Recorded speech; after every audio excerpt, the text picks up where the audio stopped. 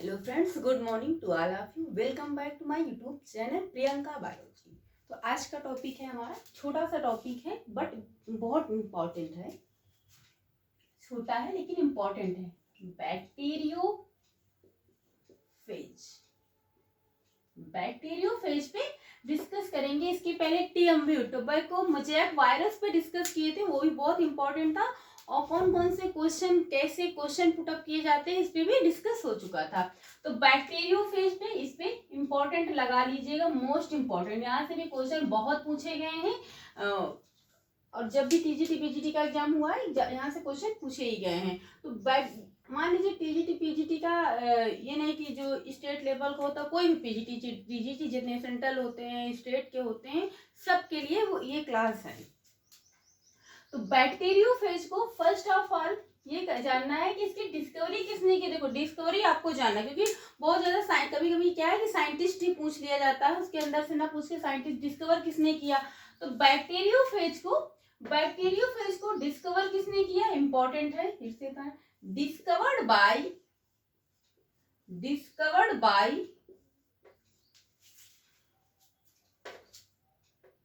Frederick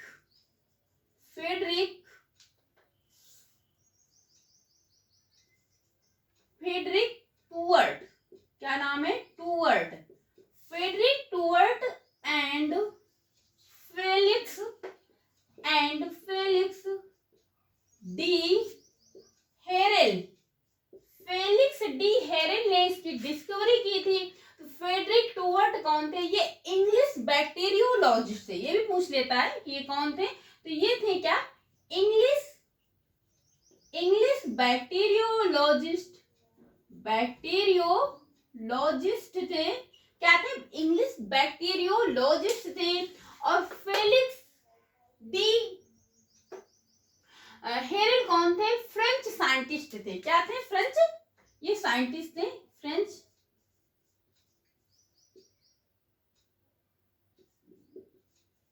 scientist थे। तो discovery किसने की थी?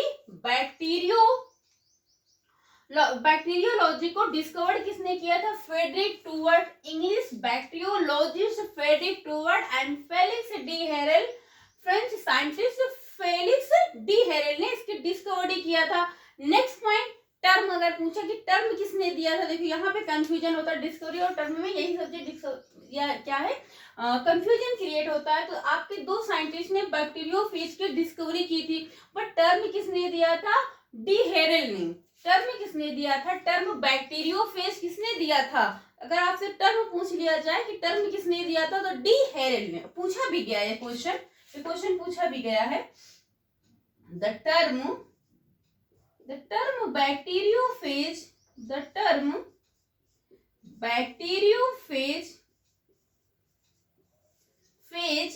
गिवन बाय, किसके थ्रू दिया गया है? Given by d'Herelle. D'Herelle के थ्रू टर्म जो बैक्टीरियोफेज है दिया गया है। नेक्स्ट क्वेश्चन है, बैक्टीरियोफेज किससे मिलकर बना होता है या फिर ये क्या कंसिस्ट करता है? दो तरीके से पूछ लेता है कि बैक्टीरियोफेज कंसिस्ट क्या है। बैक्टीरियोफेज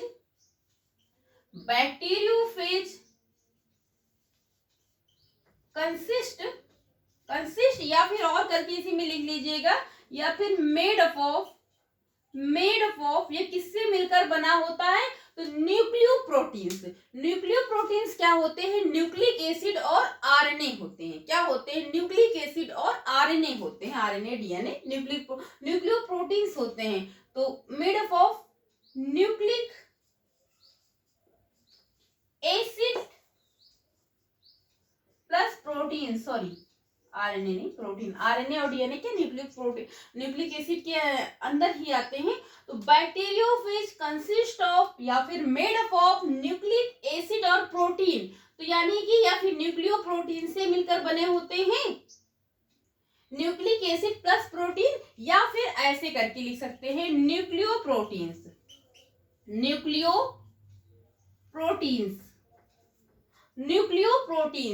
किससे देखो ये क्वेश्चन पूछा गया है, कहीं पर आपको एक जगह ऐसे करके पूछा गया है कि nucleic acid plus protein made up of, या फिर न्यूक्लियो प्रोटीन करके, तो आपको कंफ्यूज नहीं होना है कि बैक्टीरियोफेज कंसिस्ट या फिर made up of nucleic acid या फिर न्यूक्लियो प्रोटीन्स या न्यूक्लिक एसिड और प्रोटीन अलग अलग करके प्लस और करके लिखा रहता है या फिर एंड करके। तो आपको दोनों तरीके समझना, क्वेश्चन ये दो बार पूछा गया दोनों तरीके से। हाँ, मेन बात क्या है कि ये क्वेश्चन दोनों तरीके से पूछा गया कि बैक्टीरियोफेज कंसिस्ट करता है न्यूक्लियो प्रोटीन्स या फिर न्यूक्लिक एसिड प्रोटीन, नहीं किसी न्यूक्लियो प्रोटीन ही होता, या फिर मेड अप ऑफ किससे, न्यूक्लिक एसिड और प्रोटीन से। आई थिंक इतना आपको समझ में आ गया होगा, और नोट्स बनाते चलिए साथ में ही।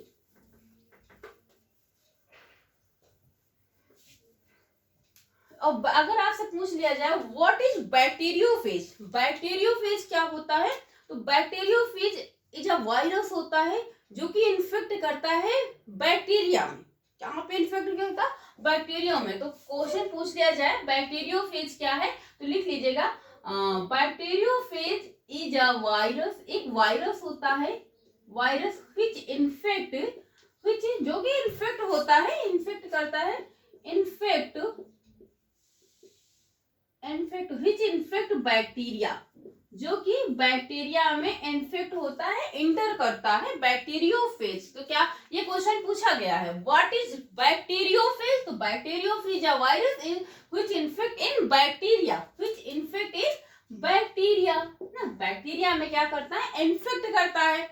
तो इतना हो गया, आई थिंक इतना आपको समझ में भी आ गया। देखो कहने के लिए बैक्टीरियोफेज जो है फेज छोटा टॉपिक है बट इम्पोर्टेंट है, क्या है, इम्पोर्टेंट है। इसके कुछ फेजेस सॉरी शेप होते हैं, जैसे कि आप पहले किसे पढ़ चुके हैं कि टैडपोल लाइक अपीयरेंस होता है, मींस इसका टैडपोल लाइक शेप होता है बैक्टीरियोफेज। बट कुछ होते हैं जो अलग होते हैं, अदर फेजेस होते हैं, like comma and spherical shaped होते हैं। कैसे होते हैं, मेन शेप इसका क्या क्या अपीयर करता है, टैडपोल लाइक। मेजोरिटी इसकी क्या है, टैडपोल लाइक बता भी चुके हैं, appearance tadpole like appearance, but some phases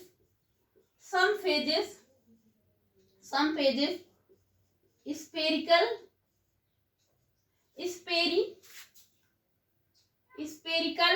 and some phases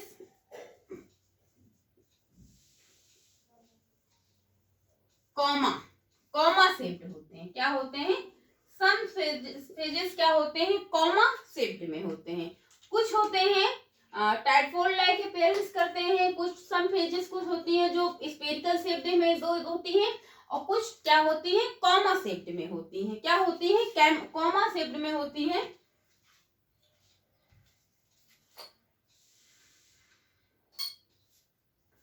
I think इतना हो गया।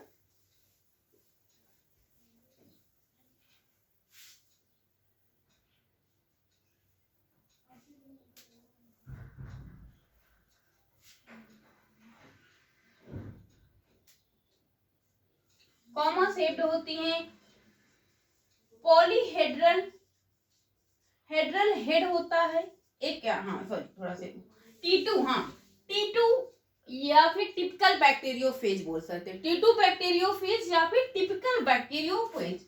नेक्स्ट पॉइंट से T2 या फिर इसको लिख सकते हैं टिपिकल बैक्टीरियोफेज।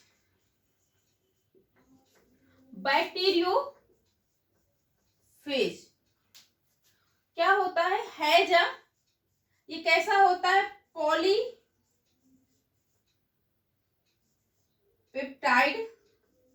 हेड, पॉलीपेप्टाइड इसका हेड होता है। शॉर्ट नेक होता है, शॉर्ट नेक मीन्स गला, शॉर्ट नेक होता है।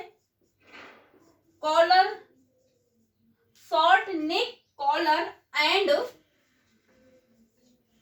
स्ट्रेट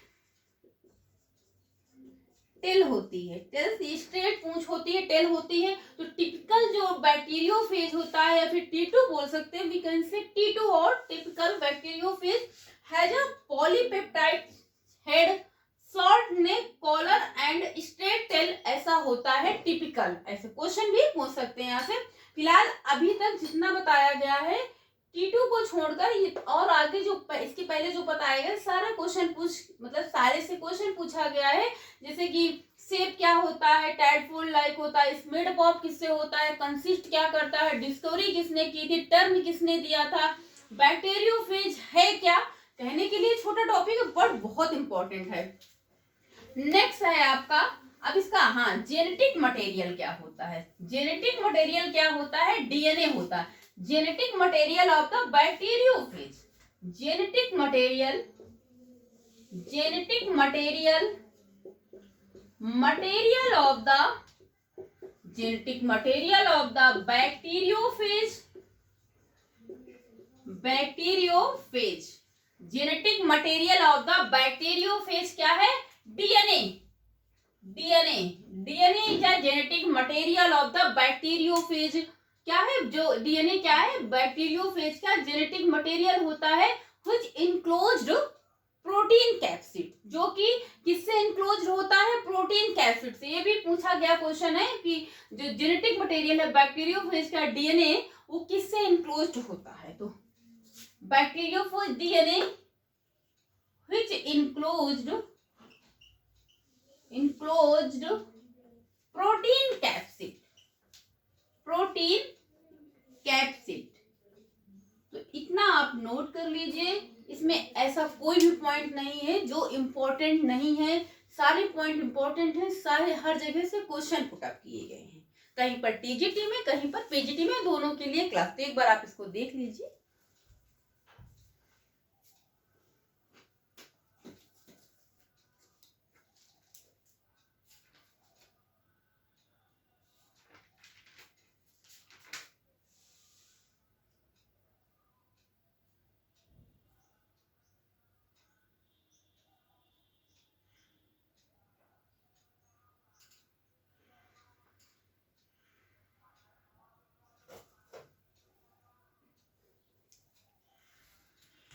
तो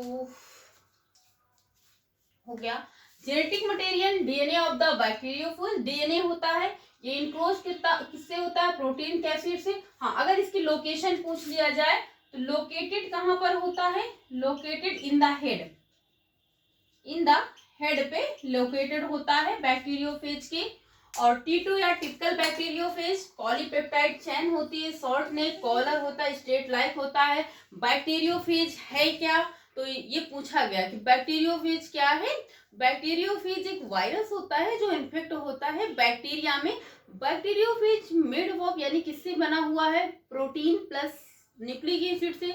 और कंसिस्ट करके पूछा गया है तो वो भी सेम है, प्रोटीन और न्यूक्लिक एसिड क्या है, न्यूक्लियो प्रोटीन होते हैं या न्यूक्लिक एसिड, तो उसे न्यूक्लियो प्रोटीन भी बोल सकते हैं, फिर अलग अलग प्रोटीन है न्यूक्लिक एसिड बोल सकते हैं। बैक्टीरियोफेज टर्म किसने दिया था, तो फिलिक्स डी हेरल ने दिया था। बैक्टीरियोफेज की डिस्कवरी किसने किया था, English bacteriology Frederick Twort and the French scientist Felix d'Herelle ने किया था। सो फ्रेंड्स बैक्टीरियोफेज में इतना ही है, बट बहुत इंपॉर्टेंट है बैक्टीरियोफेज, जितना भी बताया गया। और सारे क्वेश्चन देखो, आपको क्वेश्चन भी बता दिया गया है कि छोटा टॉपिक, एक एक टॉपिक अगर आप पढ़ेंगे छोटे छोटे टॉपिक तो क्लियर होते जाएंगे। और आई होप आपको वीडियो अच्छी लगी होगी। आप पहले कॉन्सेप्ट समझिएगा और नोट्स बनाइए, पढ़िएगा। एक बार आप जब प्रैक्टिस करेंगे तो खुद ही आपको लगेगा कि हाँ क्वेश्चन सारे फंस रहे हैं, कैसे कैसे क्वेश्चन आते हैं वो भी आपको बता दिया गया है। सो फ्रेंड्स आज की क्लास यहीं तक। वीडियो अच्छी लगी तो चैनल को लाइक करें, सब्सक्राइब करें, अपने फ्रेंड्स में शेयर करें। So thank you class.